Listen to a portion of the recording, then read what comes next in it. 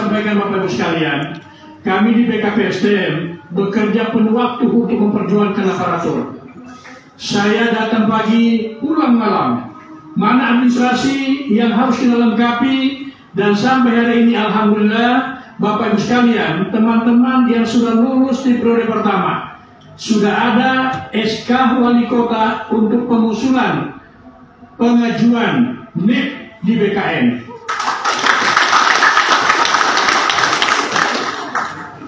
Persiapannya sudah lama seperti disampaikan Pak dari teman inspektorat tadi. Karena begitu sudah lulus, dan jangan ragu Pak Babenda, kalau masih ada yang bermasalah pasti dihubungi. Kita tidak mau ada teman-teman yang bermasalah, kita mau teman-teman terselamatkan. Dan itu bagian wujud perjuangan kami secara administrasi di BKPSDM sebagai bagian tupoksi utama kami. Karena lama persiapannya, masih di Februari sudah siap nih SK pengajuan di BKN yang masih ditandatangani oleh kepala daerah di bulan Februari. Artinya, sebelum masuk di jadwal penetapan Maret, kita sudah siap di awal Februari. Kenapa belum diajukan? Kami sudah jelaskan tadi. Tapi resminya belum diajukan resmi, tapi komunikasi terus jalan. Kalau kami ajukan, maka NIP-nya 1 Maret. Begitu terbit NIP-nya, berhenti gaji kontraknya. Penggajian dari pusat yang disiapkan anggarannya, kami komunikasi terus PPKD, uangnya gajinya untuk teman-teman dari pusat sudah ada. Tapi terhitungnya Juli. Nah, sehingga tapi skenario untuk penggajian dan semuanya itu kami di pemerintah kota disiapkan seperti disampaikan tadi teman dari Sekretaris Inspektorat, sudah disiapkan semuanya, sehingga diskusi-diskusi itu kalau gajinya di Juli, maka kami diskusi dengan BKN tawarkan biar Pak Kaban terbitkan SK-nya 1 Maret.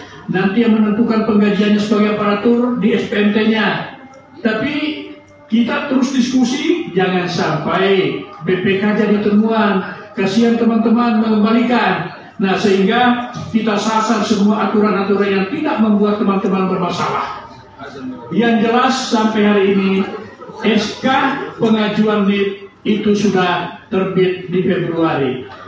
Nanti pengajuannya diverifikasi berkas Bapak Ibu sekalian.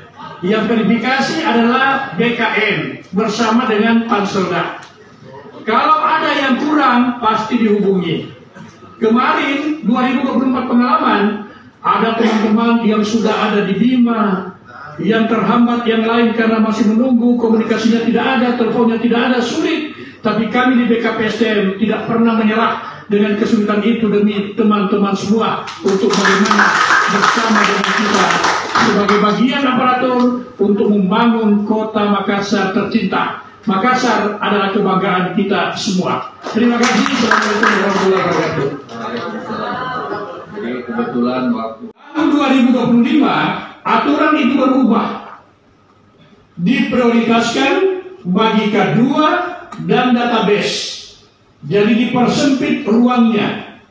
Nah, kalau ada ruangnya K2 dan database, yang jalan tol itu K2. Kalau mendaftar 2025 dan formasinya ada, ikut ujian, maka insya Allah dia masuk dalam data yang punya R2L. Jadi ada R2L, ada R2. Tidak ada L-nya dan tidak ada juga TL-nya. Karena kalau ada TL-nya berarti tidak lulus. Kalau ada L-nya lulus. Ada yang bertanya, kalau R2 saja tidak ada TL dan L, berarti dia berada di tengah-tengah posisinya. Tidak di bawah, tidak di atas, tapi akan menuju ke atas. Itu dulu. Kemudian yang database, berarti yang semua database itu diberi ruang untuk mendaftar kemarin di periode pertama. Yang diperebutkan adalah formasi. Makassar kita dapat formasi 2117. 2117 diperebutkan formasi. Yang mendaftar adalah yang database. Pertanyaannya, kenapa ada yang lebih rendah pengabdiannya dan yang lebih tinggi pengabdiannya tidak masuk? Karena kalau masuk dalam kolom database, yang masuk database perlu Anda tahu, Bapak Ibu tahu, teman-teman sekalian tahu, pendataan BKN itu dimulai tahun 2022 dengan syarat pendataan yang bisa didata adalah minimal 2 tahun pengabdian. Kalau ditarik ke belakang, berarti yang sudah atau sudah laskar atau kontrak di 2020 itu terdatabase. Paham sampai di situ? Berarti terdatabase di 2020 masuk. Berarti pengabdiannya baru 2 tahun pada saat database. Ada juga yang terdatabase sudah puluhan tahun. Tapi begitu masuk di ruang pertarungan, bisa saja yang lulus itu yang tahun 2020 masuk. Kenapa? Karena tidak ada afirmasi bahwa didahulukan yang punya pengabdian terlama. Itu pertama. Itu 2022. Tetapi kita dapat informasi waktu saya dengan teman-teman rapat di Bali, rapat koordinasi penataan non-ASN di Bali, bahwa yang masuk database semua akan diangkat secara bertahap kalau ada formasinya. Dan semua formasi itu sekarang ini disusun oleh BKD. Yang semua masuk database kita sudah susun. Sisa daripada yang terdatabase yang masuk di 2117 masih ada 3.000 lebih. Ini kita kolek dengan Ortala. Untuk yang 3.000 lebih itu apa posisi anjapnya? Karena biar ada formasinya, kalau tidak ada anjapnya tidak bisa juga, sehingga harus selaras, berbanding lurus antara formasi dengan anjap yang tersedia. Harus ada jabatannya. Nah, teman-teman semua, 2117 itu tidak terisi semua di periode pertama. Ada tersisa formasi sekitar 300 kurang lebih. Ini masuk di perebutan untuk tahap atau periode kedua. Yang periode kedua sekarang ini sudah dalam proses verifikasi administrasi, sudah akan diumumkan mengenai final daripada itu, dan banyak yang TMS. Kenapa banyak TMS?